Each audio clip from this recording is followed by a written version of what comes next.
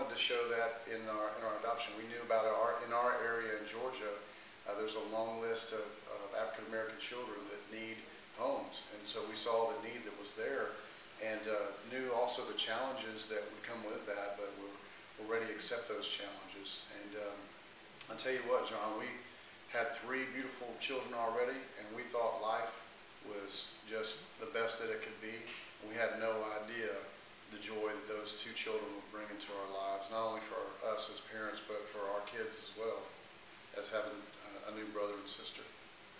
Isn't that amazing? Like some people think, and I can remember years ago thinking this, well, but they're not really mine. I mean, yeah, but they are. That's the myth that I'm trying to debunk. I've been doing interviews recently, is that people, and you can't understand it until you've gone through it, but you think, well, yeah, I'm going to love these children, but I'm going to love them about 90% of you say your real children, but you're exactly right. They are your real children. And there's a spiritual aspect to it. Not to say that there's not a spiritual aspect with us having our biological children, but there's something biblical about going and choosing and saying, you are mine. You're not born in my family physically, but you're going to be part of my family.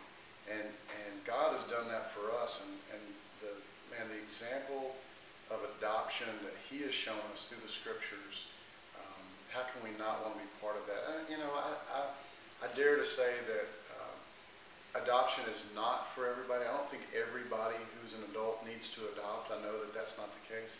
But I think there are a lot more people who can be adopting and should be adopting than are, because there's a lot of children out there that need homes.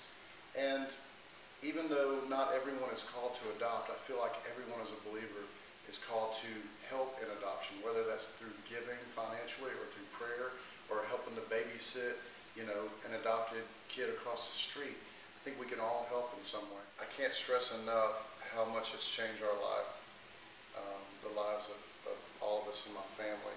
And just, I don't want to be one of those guys that just kind of beat you over the head about adoption, but it really is just an amazing thing that there's so many kids out there that need a home, and there's so many churches out there, so many churches where I know we can find one family in each church to either adopt a child or take in a foster child, and it's going to dramatically change the world if we do that.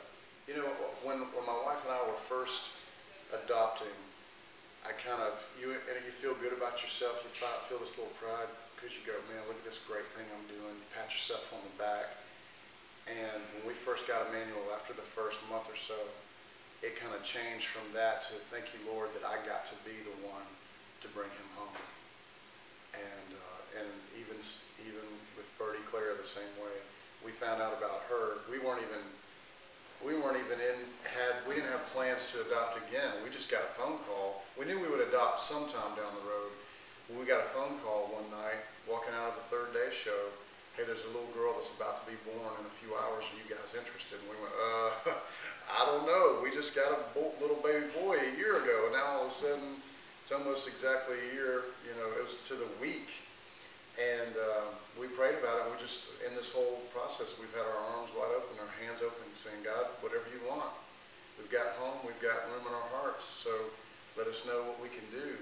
And He opens those doors that He wants open and closes the ones He wants closed, and it's been an awesome experience. In fact, Trevor was at the house. We were working on his record when we brought Birdie Claire home. Mm-hmm. he drives down from Nashville to Atlanta. And I said, man, I'm sorry, I got to take a few hours off here. I got to go pick up my baby girl. So it's amazing experience.